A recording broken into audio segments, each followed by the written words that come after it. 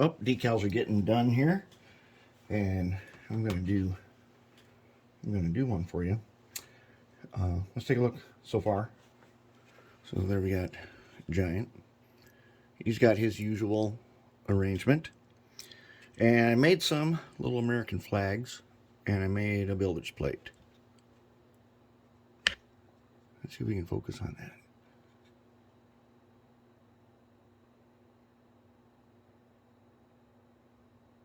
Here we go. They're not too bad. What I do is I tried a new method of sealing them. Since decal bonder is getting hard to get, I printed these on an inkjet. And then I clear coated them this time with lacquer. And so it does work, but it is very tricky. Let's do this and I'll tell you how those are done. All right, so tools.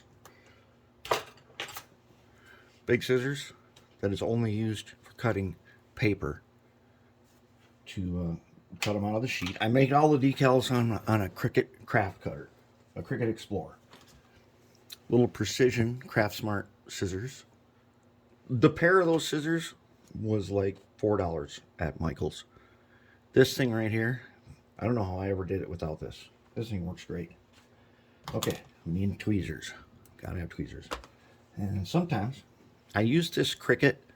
This is a little spatula used for, it's got a very thin edge here. It's used to cut or remove things off of your Cricut cutting mat, which is a sticky mat that holds your paper, and you can slip this under there and remove it. Also, it's a nice big surface for doing decals. And I use it with a 3D printer to remove parts from the print bed. Then we are going to be using Microset, not Microsol, Microset. So I've got in the water here some decals, and the first thing I want to do is I'm going to take my tweezers and my X-Acto knife, and I want to remove the all of the, this is white decal paper.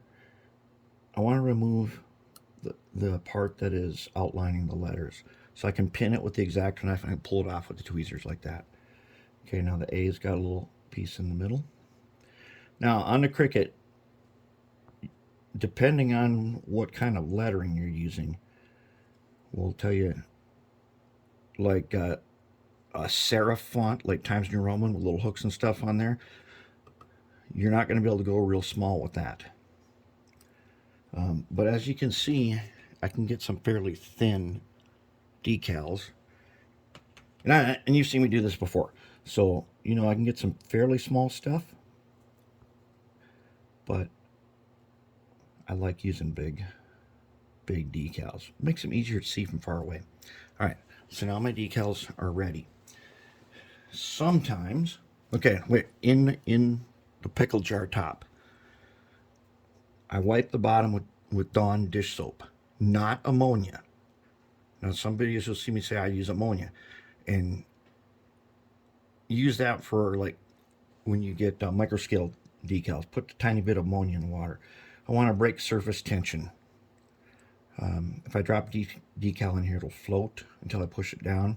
If it's got tension, a little dish soap makes it easier to slide and not so much tension on the surface. But now I've used this water a lot, and I just keep refilling it. For the inkjet decals, the flags and stuff, I want those to float on the top only. They don't get submerged. They float on the top for about 30 seconds, and I put them on the paper towel. Because even with the lacquer, I've noticed that it only takes less than a minute, and the decals are disintegrating. I didn't let them cure. I didn't let the lacquer cure for very long. It dries like right away. But anyways, now let's get on with this. Okay. So here's what I'm going to do.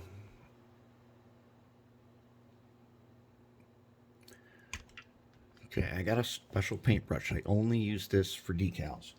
What I'm going to do is I'm going to put it in the Microset. word atlas is going to go across here. Now, since I made this, I have got nice engraved panels on here, and I found out that that is really, really good compared to putting decals on a regular commercial model. It's way easier with these because you want to get the cool effect. You want the decals, if they go over any of these lines, they got to go sit down inside them, and we can get that with the ones that I cut. So far it's turned out excellent. All right. So now sometimes with really big letters, you got to do them upside down. You got to slide them on there that way.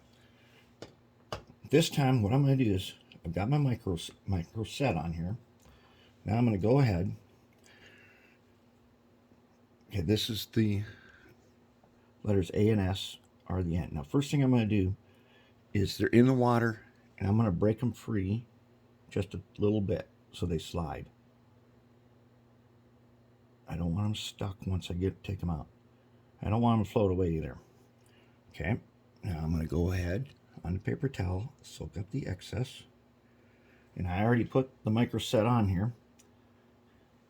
And if I have to reposition these, I got to do this fast. So now I'm going to slide them off the paper and roughly into their spots.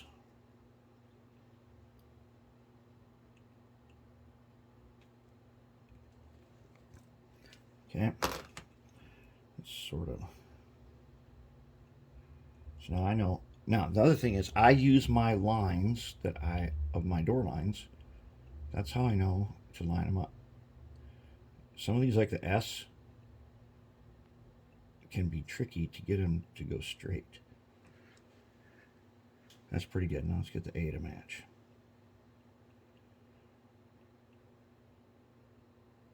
Okay. And then we'll rematch them here in just a little bit. But I want to get this Microset into all the lines, into all the panels. This is so much easier than with the lines that I made. These panel doors, they're way easier to work with than commercial shells. Okay, I'll go ahead and do it again. Slide them off. Oh, I didn't break these guys free, but they've been in the water for like 2 minutes, so they're pretty easy to get free. I got to be careful about now I've only got a short amount of time to get these on there so I can start repositioning before the Microset starts to make them too soft to move around. Okay, they're on here. Now let's start lining them up.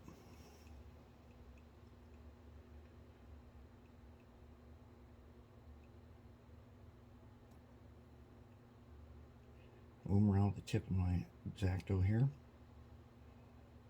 As long as they're still wet and there's still water from the slide on, I can pretty much eyeball these into place. And I gotta start looking back at it and seeing if it's straight.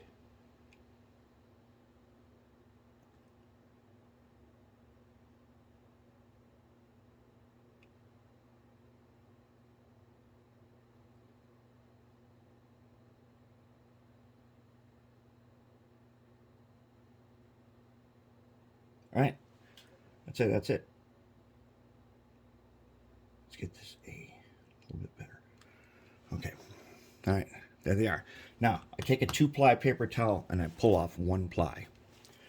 So now, if there is a bunch of excess, maybe usually water, I will just carefully get on the bottom. Now, you've seen me do the press method where I wet the paper towel and then I roll my finger across it.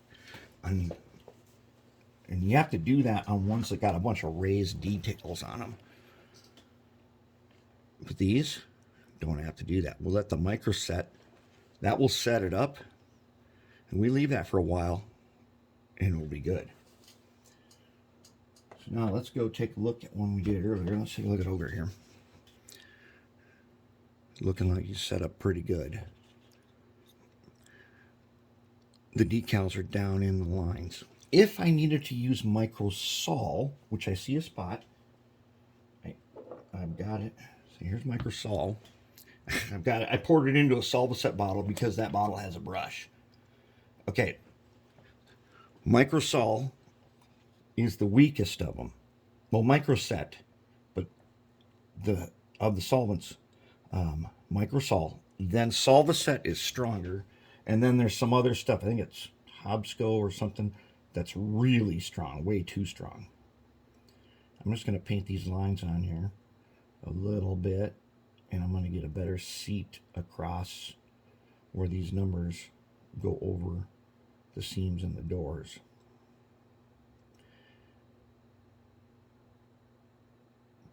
Because the effect we want later is going to be that we're going to bring the seams and the doors. We want to be able to panel line them. And this is going to help that a little bit. But we don't want to put it all over because our decals are otherwise looking nice and flat. Let's check this one here. He's sitting down pretty nice. Now I've got got a little crinkling there because it got hot out. But as you can see, the decals have set down over that. And I'm going to do something with that. Since it's just that one spot, I said, no, let's just leave it and we'll turn it into chipping. This one's really set down nice.